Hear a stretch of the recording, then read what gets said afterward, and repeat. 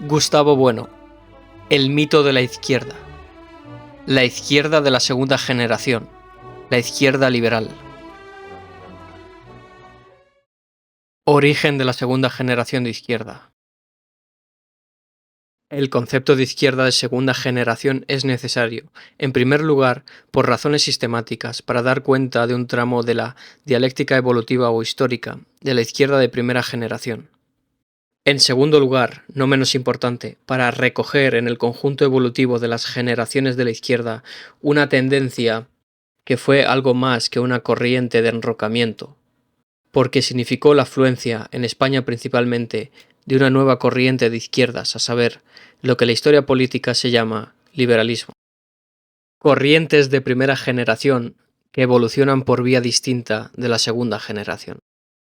La primera generación de la izquierda, una vez consumada la metamorfosis del reino del antiguo régimen en la nación francesa en cuanto a nación política, evolucionó, según el esquema expuesto en el párrafo anterior, siguiendo las dos líneas políticas principales a las que hemos hecho mención. La línea bonapartista, ocupada en reforzar al Estado Nacional centralista como plataforma para poder defenderse de los ataques de otros reinos, y para poder conformarlos a su vez como estados nacionales, y la línea radical, ocupada más bien en profundizar hacia adentro a la República, en el antimonarquismo y el laicismo, lindante con el anticlericalismo. Los afrancesados como representantes españoles de la primera generación de la izquierda. Ahora bien, el bonapartismo entró en España con los ejércitos de Napoleón, desalojó a los reyes borbones, teóricamente absolutos, y los sustituyó por un rey constitucional, su hermano José. Constitucional al menos porque estaba integrado en la Constitución de Bayona de 1809, que, por cierto, difícilmente podría considerarse como democrática. Era una constitución, como se ha dicho, más próxima a un estatuto establecido por una asamblea ad hoc de 150 miembros que presidió Miguel de Azanza y que se originó según el sistema de la representación orgánica, 50 representantes de la nobleza, 50 de la Iglesia y 50 del pueblo. La Constitución de Bayona refleja muchas cosas de la Constitución del año 8. Sin embargo, el bonapartismo español, el partido josefino, los afrancesados representaban en España las posiciones más próximas a la vanguardia de la izquierda ilustrada. Eran las posiciones de Juan Antonio Llorente, de Juan Meléndez Valdés, de Juan Sempere y Guarinos, de Leandro Fernández de Moratín, de Javier de Burgos, de Diego Clemencín, de José Gómez Hermosilla o de Francisco de Goya. Los afrancesados, frente al antiguo régimen de los Borbones, representaban sin duda a la izquierda política, pero distaban mucho de ser antiespañolistas. En este sentido, había mucho de verdad en el examen de los delitos de infidelidad a la patria imputados a los españoles sometidos bajo la dominación francesa, que publicó en Madrid en 1842 el cura sevillano y afrancesado Félix José Reynoso. ¿Acaso los ministros de José I no elevaron a su rey un escrito, el 2 de agosto de 1808, en el que rechazaban los proyectos de Napoleón para incorporar a Francia a cambio de cesar la guerra las provincias del norte de España? Estos ministros y los afrancesados en general defendían, por tanto, la integridad nacional sin perjuicio de sus simpatías y deseos de amistad con Francia.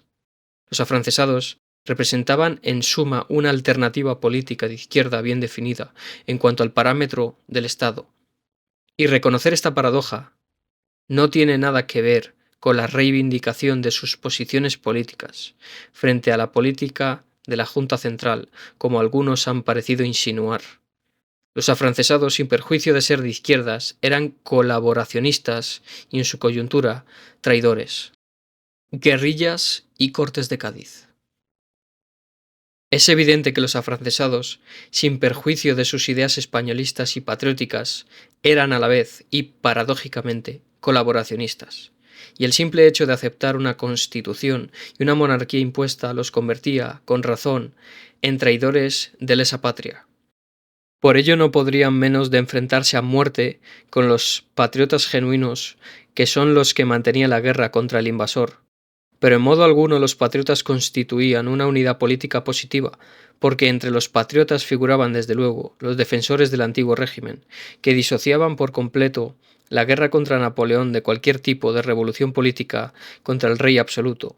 Pero figuraban también los patriotas que, manteniendo la guerra contra los invasores, veían la necesidad de una revolución, y no por mero mimetismo de las ideas jacobinas o girondinas, sino porque desde el propio interior, ya maduro, habían llegado a la convicción de que el régimen antiguo tenía que desaparecer, y propusieron este cambio no ya disfrazados de romano, como hicieron los revolucionarios franceses, sino disfrazados de medievales. Marx expresó estas diferencias en una frase célebre, pero que solo contextualizada puede hoy mantenerse. En las guerrillas, fuerza sin ideas; en Cádiz, ideas sin fuerza. Nuestra contextualización, para encontrar un fondo de verdad al quiasmo de Marx, transformaría la frase en esta otra. En las guerrillas, fuerza con ideas del antiguo régimen; en Cádiz, ideas revolucionarias sin poder militar propio. La dialéctica era más profunda. La fuerza de las ideas de los doceañistas, la fuerza que éstos podían utilizar para llevar adelante sus fines, era precisamente la fuerza de la reacción contra la revolución, la fuerza de quienes, no porque carecieran de ideas, sino porque mantenían las ideas propias de lo que la historiografía conoce como pensamiento reaccionario, las ideas ya desplegadas en los 6 volúmenes de la falsa filosofía del fraile Jerónimo Gaditano, Fernando de Ceballos, o las ideas defendidas en la España vindicada de José Joaquín Colón, o en el preservativo contra la irreligión, ya citado, de Fray Rafael de Vélez. La nación política española y los liberales. Lo que ocurría era, por tanto, un proceso mucho más complejo, porque quienes mantenían en cualquier caso la necesidad de la guerra contra el invasor no solo eran los reaccionarios, sino también los transformadores revolucionarios más o menos radicales, desde Jovellanos o Inguanzo hasta Argüelles o Muñoz Torrero. Revolucionarios que, inmersos en la evolución interna de las nuevas clases emergentes, veían como inseparable la guerra y la transformación de España. El caso de Jovellanos es del mayor interés para el análisis de la metamorfosis del antiguo régimen en la nación política española. Es decir, mantenían posiciones claramente definidas de izquierda, de una izquierda patriótica, y definidas también con el parámetro de la nación política. Eran las posiciones que culminaron en la Constitución de 1812, en la que precisamente se definió, en su artículo primero, la nación española como conjunto de los individuos españoles que viven en ambos hemisferios, y atribuye la soberanía a la nación. Esto es lo que obliga a reconocer que la izquierda política genuina de España hay que buscarla no tanto en los afrancesados cuanto en los liberales.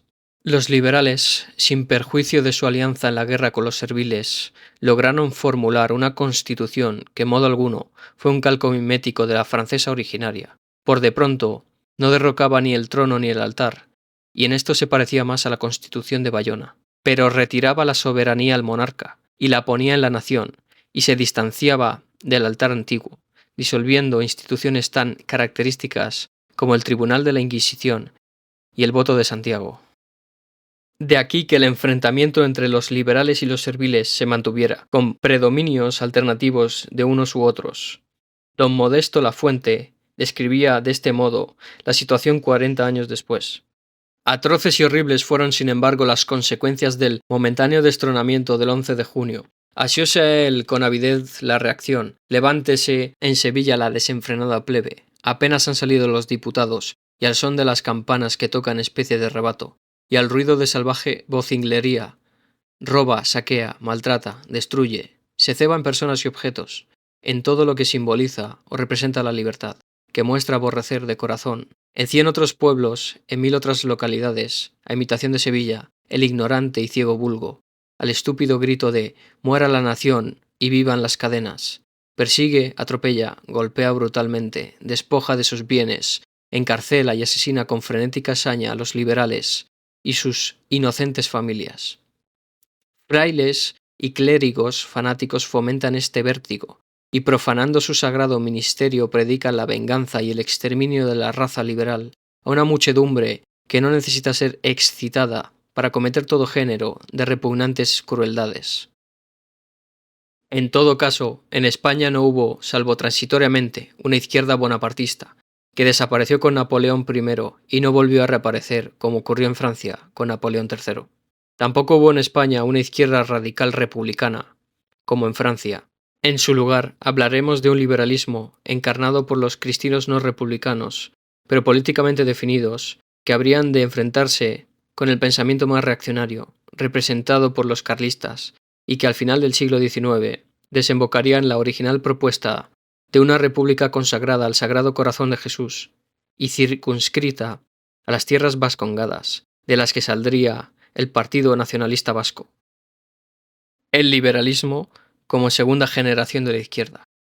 La influencia del liberalismo español como paralelo moderado de la izquierda radical republicana fue importante a lo largo del siglo XIX. No cabe destacar la influencia que en la formación del liberalismo español hubieron de tener las condiciones en las cuales se produjo la revolución, la metamorfosis del antiguo régimen al nuevo. Son las condiciones de un antiguo régimen asentado en el contexto de un imperio universal, paralelo al imperio inglés. Un contexto que favorecía la maduración de unas clases medias acostumbradas a convivir con pueblos muy diversos, a desplegar virtudes de generosidad, liberalidad, y aún a separar las artes serviles de las artes liberales. Y tampoco tiene nada de extraño que los liberales, a medida que fueron definiéndose las nuevas generaciones de izquierda, de orientación más social y no solo política, fueran polarizándose hacia la derecha sin que ellos muchas veces pudieran reconocerlo, sobre todo cuando se hacían republicanos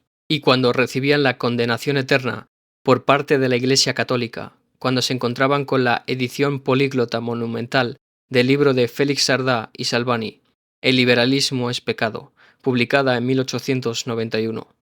Todavía en los años del franquismo era frecuente encontrar a profesores, pintores o funcionarios que se consideraban de izquierdas simplemente porque simpatizaban con Clarín, con Lorca o con Azaña, y recordaban con nostalgia la institución libre de enseñanza, a la vez que odiaban profundamente a comunistas, anarquistas y aun socialistas, a quienes consideraban rojos. Por último, mencionaremos las corrientes de aproximación a la izquierda radical que desde el liberalismo surgieron en España, aquellas corrientes que invocaban la democracia o el progresismo, un concepto propio de la izquierda indefinida, ferrocarriles, ciencia positiva, evolucionismo, eugenesia, pero que coyunturalmente era incorporado por izquierdas definidas. En 1849 se publicó el Manifiesto del Partido Demócrata, con el título Programa de Gobierno de la Extrema Izquierda. Otras pulsaciones de la izquierda liberal. Como corrientes que emanaban o se formaban en el ámbito del liberalismo, habría que considerar al krausismo y por tanto a la institución libre de enseñanza. Era una izquierda que en la época se le aparecía al integrismo como extrema izquierda, casi diabólica, por sus influencias en la educación, por su naturalismo. Una izquierda que al mismo tiempo, ante las nuevas generaciones de la izquierda, resultaba ser de una moderación tal que se confundía con la derecha. Todavía un partido democrático monárquico, en su manifiesto de 1907, se consideraba flanqueado a la derecha por los conservadores y a la izquierda por los liberales. La Primera República fue el fruto de este liberalismo progresista, en convergencia con las izquierdas radicales. Pero su dominio fue efímero, lo que no quiere decir que la izquierda liberal no siguiera siendo la perspectiva común de una élite dispersa y relativamente extendida de intelectuales, que pudieron volver a definirse políticamente en diversas ocasiones. Por ejemplo, contra el gobierno largo de Maura se organizó un bloque de izquierdas en 1909. 10 años después, Santiago Alba presentó su libro La izquierda liberal. Pocos años después, los liberales se enfrentaron a la dictadura de Primo de Rivera y alcanzaron notable influencia en la Segunda República. Unamuno, Ortega, Pérez de Ayala, Marañón, Azorín. En 1929, la confluencia de liberales y radicales, con algunas gotas de socialdemocracia, dio lugar al Partido Republicano Radical Socialista, que se definía como la izquierda republicana. Los liberales de izquierda, en todo caso, mantuvieron los parámetros políticos del liberalismo tradicional, defendiendo la unidad de la nación española republicana, no solo frente a monárquicos, sino también frente a integristas y separatistas. Todo ello, por tanto, va a ser una perspectiva puramente política que social.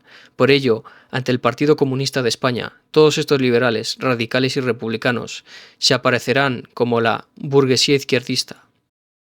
Y eso sin perjuicio de que la izquierda republicana se aliase con el Partido Comunista, también con el PSOE y otros en el 18 de enero de 1936 en la coalición del Frente Popular. En la España de 1978, las actitudes liberales, aunque han pretendido ser reivindicadas por una izquierda indefinida, son también reclamadas por muchos grupos de centro-derecha, incluso por monárquicos accidentalistas, lo que quiere decir que el liberalismo, como corriente formada en torno a la Constitución de 1812, tiene una sustantividad que en cierto modo se mantiene intermedia en la oposición de izquierda o derecha, en sus sentidos más radicales.